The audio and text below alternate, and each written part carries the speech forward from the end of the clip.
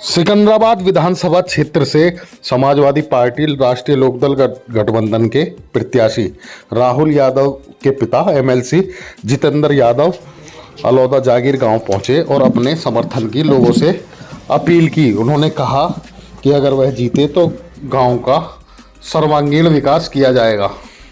इस मौके पर ककोड़ के रिजवान चेयरमैन और अलौदा गांव के प्रधान निजामुद्दीन सैफी और चुहड़पुर गांव के प्रधान फजर मोहम्मद उर्फ नन्हे भी मौजूद रहे।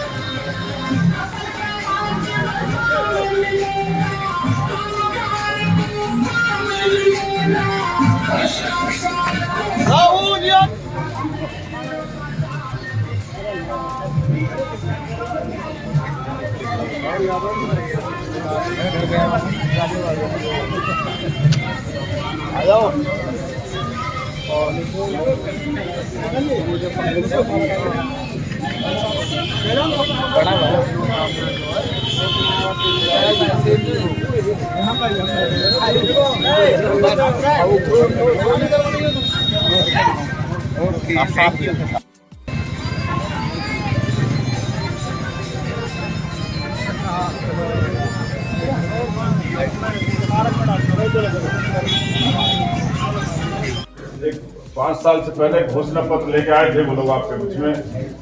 उन्होंने कहा था कि 2022 तक किसान की आय दुगनी करेंगे।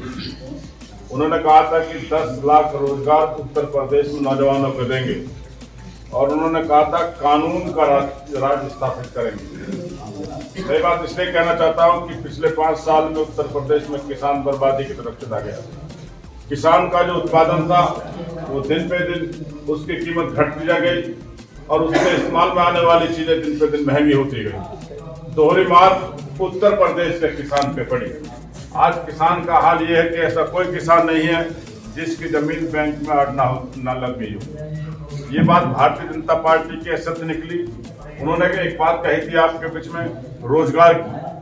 मैं ईमानदारी के साथ में कहूँ कि 5 साल में उत्तर प्रदेश में एक कोई रोजगार देने की व्यवस्था उन्होंने नहीं करी और यहाँ तक षड्यंत्र हुआ जो नौजवान पढ़ करके नौकरी के लिए अप्लाई कर रहे थे उनके पेपर जाकर के 17 बार लीक कर दिए गए। 17 बार पेपर का मतलब जो लड़का 1 साल 2 साल उसकी थी बाकी वो ओवरेज हो गया और आगे नौकरी करने लायक वो नहीं रहा। कानून की बात इन लोगों ने करी।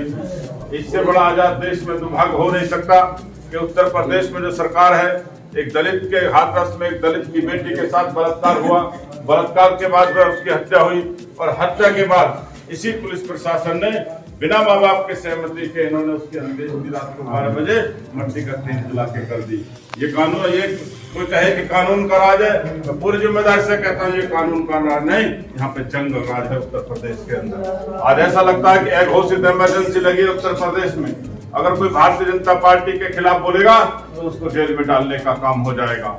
डरा हुआ है पूरा का पूरा समाज डरा हुआ है। तब मैं आपसे कहना चाहता हूं कि आज भारतीय जनता पार्टी की मानसिकता के लिए कि उनका खुला एजेंडा है। ये भारतीय जनता पार्टी की सरकार नहीं, ये आरएसएस के संस्थापक आरएसएस की सरकार चल रही है और आरएसएस का खुला एजेंडा है। उनके संस्थापक गोलवलकर जी की किताब में लिखा है सच कर लेना कि 95% बनाम 5%। यानी देश पे अगर लंबे समय तक शासन करना है तो देश की 95% जनता गरीब होनी चाहिए और गरीब के साथ साथ अगर उसे खाने को अनाज मांगे तो उसे अनाज मिल जाए तो समझे देश का विकास हो रहा है। ये वही लोग हैं जो हिंदुस्तान की आजादी में जिनका कोई योगदान नहीं रहा। ये वही लोग हैं जो भारत छोड़ो आंदोलन में जो लोग अंग्रेज के साथ खड़े थे। आज देश से इन्हें कोई प्रेम नहीं है। कृषि प्रधान देश के अंदर सबसे ज्यादा अर्थव्यवस्था हिंदुस्तान की गिरती जा रही है। इसका मतलब साफ कि गांव का किसान बर्बाद होता जा रहा है। तब मैं कहना चाहता हूं, मैंने आपसे कहा कि इसको देश से प्यार नहीं है तो ये बात बिल्कुल जिम्मेदारी से कहता हूं कि 73 साल की आजादी में जो हमारे यहाँ के इंजीनियर ने, डॉक्टर ने, किसान ने, मजदूर ने, हमारे वैज्ञानिकों ने जो हिंदुस्तान को बनाने का काम करा था, आज हिंदुस्तान की एक एक संपत्ति को बेचने का काम भारतीय जनता पार्टी कर रही है। ऐसा लगता है साथियों इस देश में 4 लोग हैं, 2 देश को बेचने का काम कर रहे हैं और 2 देश को खरीदने का काम कर रहे हैं। दिन पे दिन गरीब गरीब होता जा रहा है और अमीर अमीर होता जा रहा है। इसलिए आप लोगों से कहना चाहता हूँ, इस लोकतंत्र व्यवस्था में मैं कहूँगा ईमानदारी के साथ में ये लोग बाबा साहब भीमराव अंबेडकर के संविधान को खत्म करना चाहते हैं। ये चाहते हैं कि हिंदुस्तान में जो आरक्षण मिला है वो आरक्षण खत्म हो जाएगा और उसका सबसे अच्छा तरीका निकाला है कि जब सरकारी संपत्तियां बिक जाएंगी तो आरक्षण नाम की चीज कोई नहीं रहेगी। इसलिए कहना चाहता हूं आप सबसे कि इन लोगों से सावधान हमें रहना होगा। आप लोगों के बीच में आएंगे, कभी हिंदुत्व की बात आपसे करेंगे, कभी राष्ट्रवाद की बात आपसे करेंगे और ये भी नहीं चला तो भगवान राम के मंदिर के निर्माण की बात करेंगे। मैं आपसे कहना चाहता हूँ ईमानदारी के साथ में, अगर कोई भारतीय जनता पार्टी का नौजवान आपके बीच में आए तो एक बार हाथ पकड़ के उससे ये जरूर पूछ लेना कि मंदिर निर्माण के नाम पर जब आपने किसान से 2 करोड़ की जमीन खरीदी और वहीं खड़े खड़े रजिस्ट्रार ऑफिस में मंदिर के लिए 2 करोड़ की किसान से ली और 10 मिनट में वहीं खड़े खड़े रजिस्ट्रार ऑफिस में 18 करोड़ की मंदिर को बेचने का काम करा, इनसे बड़ा पापी कोई नहीं हो सकता। इसलिए मैं आपसे कहता हूं ये आस्था के नाम पे पाखंड परोसने वाले लोग तो कुंभ को महाकुंभ मिला करके 5,000 करोड़ रुपए खर्च कर दिए। 9 लाख दीपक जला के हम किस समाज का भला करना चाहते हैं? दीपक जलाए 9 लाख, 1,000 करोड़ रुपए इन्होंने बर्बाद कर दिया। मैं पूछना चाहता हूं किस समाज का भला हुआ? ये सिर्फ पाखंड नहीं है, पाखंड परोस करके हमारे आस्थाओं के साथ खिलवाड़ करना चाहते हैं। मैं आपसे कहना चाहता हूं आज हिंदुस्तान का संविधान खतरे में है, आज हिंदुस्तान का भाईचारा खतरे में है, आज हिंदुस्तान का वो अन्नदाता जो धरती का सीना चीर के करोड़ों लोग का पेट भरता है आज वो कम बर्बादी की तरफ चला गया है। तब इस लोकतंत्र में व्यवस्था है। शहीदों ने अपना सर्वस्व कुर्बान करके आपको वोट की ताकत दी है। जो सरकारें आपकी कसौटी पे न खरी उतरे उसको बदलने का काम करना चाहिए। आज उत्तर प्रदेश की धरती पर सबसे ज्यादा अच्छी बात ये लगी कि 2 नौजवानों ने गठबंधन किया है जो गांव से निकल करके आए हैं, किसान के बेटे हैं, मजदूर के बेटे हैं, जयंत चौधरी और अखिलेश। और इसलिए कहना चाहता हूं कि आखिर जयंत चौधरी का कसूर क्या था?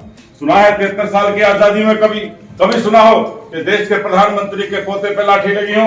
वो नौजवान गया था एक दलित की बच्ची के उसके माँ के आंसू पूछने जा रहा था तो रास्ते में लाठी बजाने का काम करा। इन्हें लोकतंत्र में विश्वास नहीं, इन्हें लोकतंत्र में विश्वास नहीं है।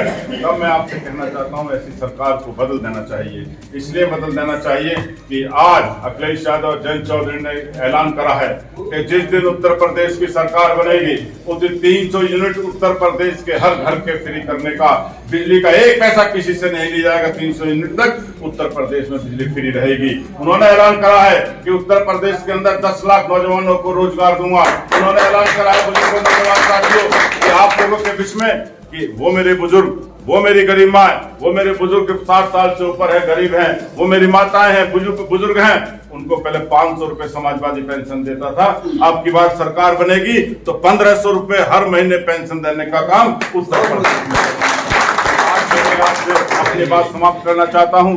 आज आप जानते हो कि अपनी बेटी की शादी करो तो 7 पीढ़ी देखते हो कि कैसा परिवार है जहां मेरा बच्चा खुश रहेगा। लेकिन मैं पूछना चाहता हूं एक नौजवान और बुजुर्गों से, जब आप अपने बच्चों का भविष्य करने जाओगे तो क्या 3 महीने के फ्री राशन में अपनी वोट को बेचने का काम करोगे?